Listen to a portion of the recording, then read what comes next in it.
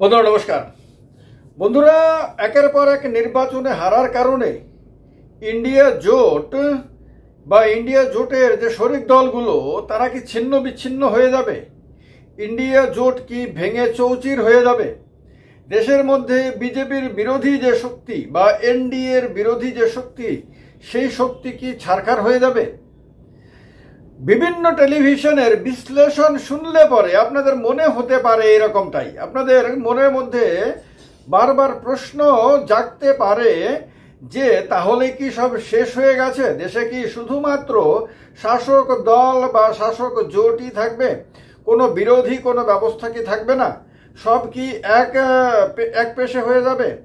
দেশের মধ্যে কি গণতন্ত্র বলতে শাসক এবং বিরোধী, সেই ব্যবস্থাটা কি ধীরে ধীরে ধূলিসাৎ হয়ে যাবে? বিশ্লেষণগুলোতে সরকারি সুবিধাপ্রাপ্ত বা শাসক দলের আনুকূল্যে চলা অনেক বিশ্লেষককে বিভিন্ন সময় সামনে আনা হয়। এই বিশ্লেষকদের কাজই হলো গোপাল ভাঁড়ের মতন শাসকের জয়গান করা, শাসকের হয়ে বিরোধীদের মনের মধ্যে আতঙ্ক তৈরি করা, তাদেরকে মানসিকভাবে বিপর্যস্ত করে তোলা এবং সাধারণ মানুষের মধ্যে একটা ধারণা তৈরি করে দেওয়া যে শাসকের বিরোধিতা করে আর কোনো লাভ নেই, কারণ বিরোধীরা আর ঐক্যবদ্ধ না, দেশে বিরোধী শক্তি ছিন্ন বিচ্ছিন্ন হয়ে গেছে। এখন আমি কেন বলছি এই কথা? বলার কারণ হলো যে ইন্ডিয়া জোট ভেঙে চৌচির হয়ে গেছে বা হয়ে যাচ্ছে বলে যারা প্রচার করছেন, তারা ইচ্ছে করে সত্যটা চাপা দিয়ে একটা কাল্পনিক কথা মানুষের সামনে উদ্দেশ্য প্রণোদিতভাবে প্রচার করছেন।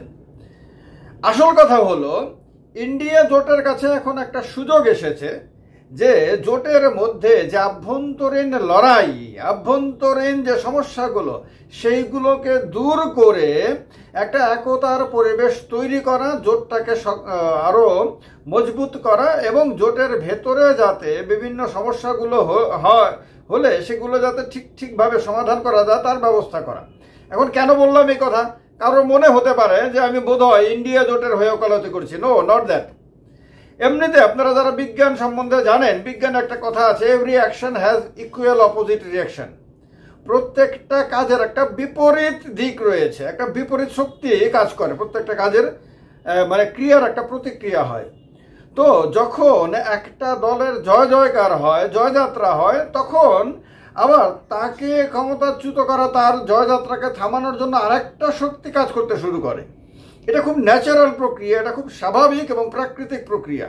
এই প্রক্রিয়াটার জন্য কোনো কৃত্রিম ব্যবস্থার দরকার হয় না। স্বাভাবিকভাবে মানুষের মনের মধ্যে একটা বিপরীত আপনার প্রতিক্রিয়া কাজ করতে শুরু করে।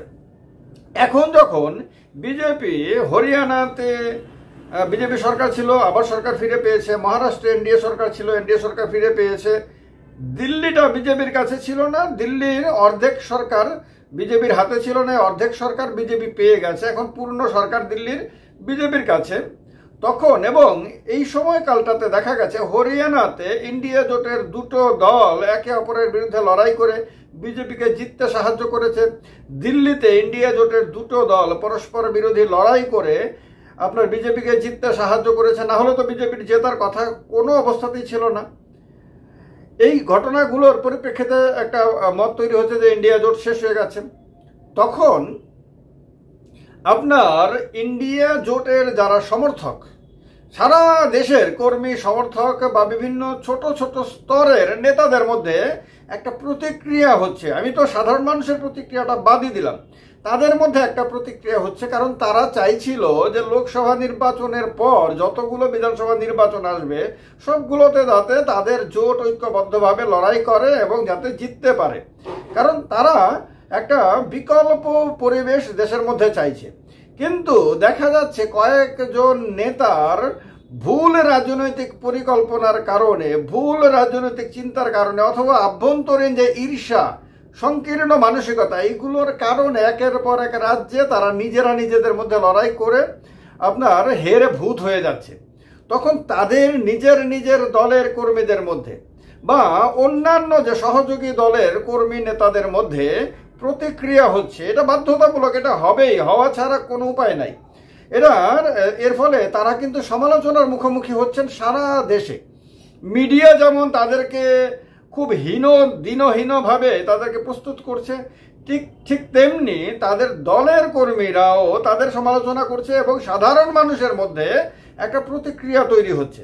এই প্রতিক্রিয়াটা তাদের ভবিষ্যৎ রাজনীতির জন্য একটা বিরাট সংকট তৈরি করবে যদি তারা এই অবস্থাটা না শোধরায়, যদি তারা নিজেদের মধ্যে যে ভুল বোঝাবুঝিগুলো হয়েছে সেইগুলো যদি এখন বসে ঐক্যবদ্ধভাবে সেগুলিকে ঠিকঠাক না করে, মেরামত যদি না করে, তাহলে তারা আগামী দিনে কেউ হয়তো ভাবছে এর দমনে আমার উত্থান হবে, কেউ ভাবছে ওর দমনে আমার উত্থান হবে।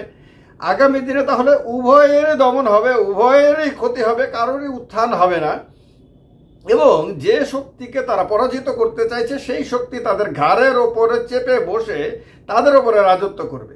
তো এই কারণে তারা বাধ্য হবে। এই কারণে এইটা একটা সুযোগ ইন্ডিয়া জোটের কাছে, যে ইন্ডিয়া জোটের বিভিন্ন নেতারা, কারণ ইন্ডিয়া জোটের মধ্যে এখনো তিনজন নেতা, তাদের অন্যান্য দিক ভালো খারাপ সেগুলি নিয়ে আমি কথা বলছি না, কিন্তু 3 জন নেতা আছে যারা খুব অভিজ্ঞতা সম্পন্ন। একজন হলেন শারদ পাওয়ার।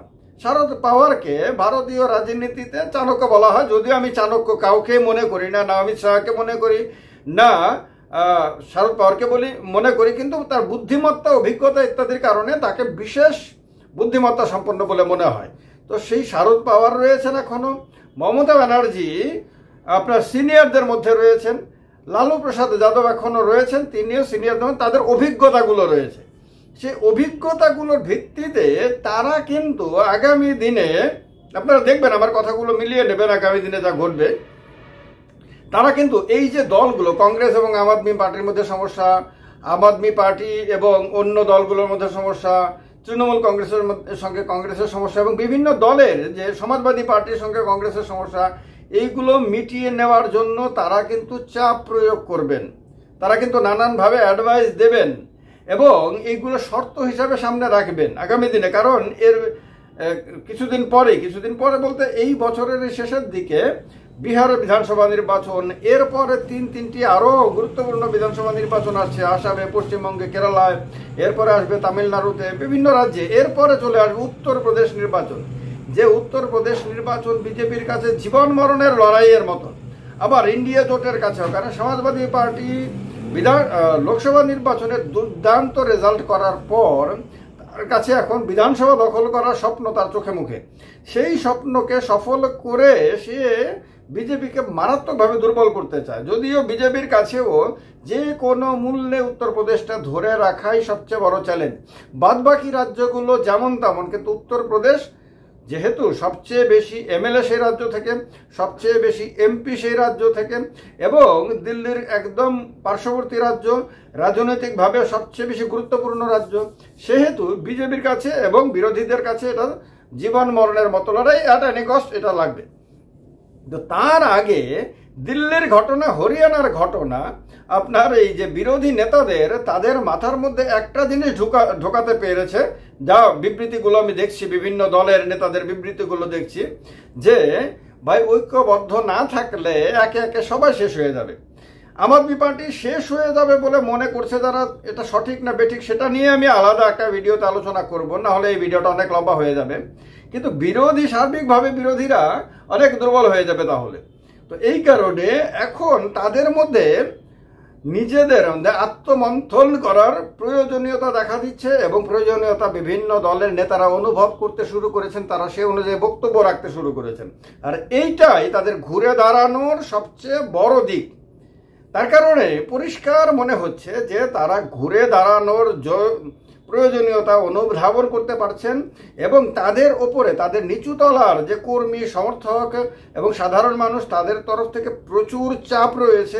সেই চাপের কাছে নতি স্বীকার করে তাদের এরকম উদ্যোগ নিতেই হবে। তাদের কাছে অন্য কোনো রাস্তা নাই, বিকল্প কোনো ব্যবস্থা আপনার উদ্ধব ঠাকরের শিবসেনা ইউবিটির কাছে নাই, শারদ পাওয়ারের এনসিপি এসপির কাছে নাই, সমাজবাদী পার্টির কাছে নাই, তৃণমূল কংগ্রেসের কাছে নাই, আম আদমি পার্টির কাছে নাই, কংগ্রেসের কাছে নাই, আরজেডির কাছে নাই।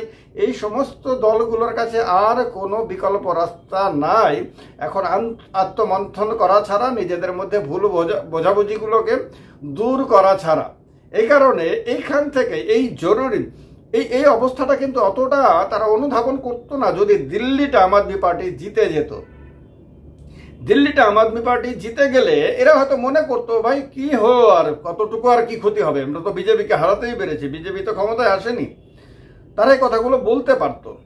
কিন্তু বিজেপি জিতে যাওয়ায় তাদের কাছে সবচেয়ে বড় চ্যালেঞ্জ এখন এই অবস্থাটাকে ঠিক করা।